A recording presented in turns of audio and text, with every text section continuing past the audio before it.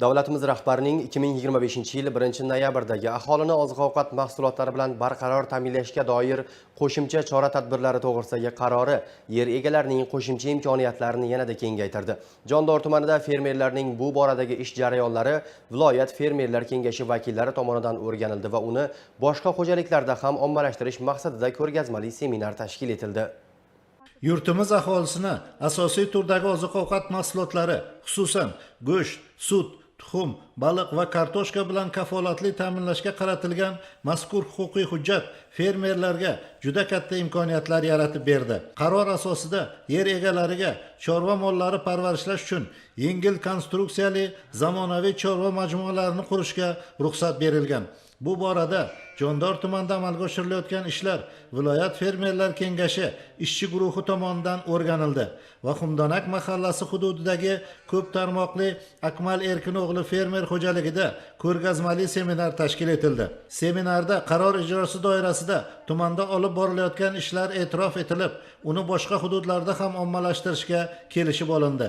Shuningdek, tadbir davomida O'zbekiston Respublikasi Qishloq xo'jaligi vazirligi hamda O'zbekiston fermerlar kengashi tomonidan kartoshka va boshqa to'qsonbosdi ekinlar ekishni jadallashtirish yuzasidan tomorqa yer egalari, dehqon va fermer xo'jaliklariga qarata yo'llangan murojaatnomasi ham o'qib eshittirildi. O'tkazilgan seminarlarimizdan asosiy maqsadimiz o'sha prezidentimizning 322-sonli farmonlarini fermerlarga tatbiq qilish asosiy maqsadimiz edi. Bugungi seminarimizdan Jondor tumanidagi fermer xo'jalik rahbarlari o'zlariga xulosa chiqarib olishdi. Demak, bu qarorimiz hammasi fermerlarimiz foydasiga ishlab chiqarilgan. Ko'rgazmali seminarda ishtirokchilarga fermerlarni qo'llab-quvvatlash jamg'armasi tomonidan ajratilayotgan imtiyozli kreditlar va ularning muddatlari hamda boshqa muhim jihatlari to'g'risida zarur ma'lumotlar taqdim etildi.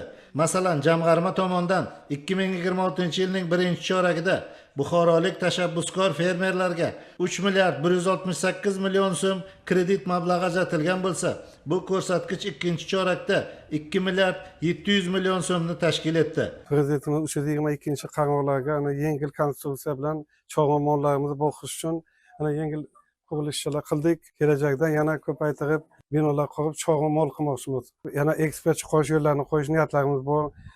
Yana qo'shimcha daromad qilib, qo'shimcha ishlarni qilish niyatlarimiz bor kelajakda. Shu kuni seminar ishtirokchilariga qishloq xo'jaligini rivojlantirish yuzasidan tavsiya, ko'rsatma va bir qator maslahatlar berib o'tildi.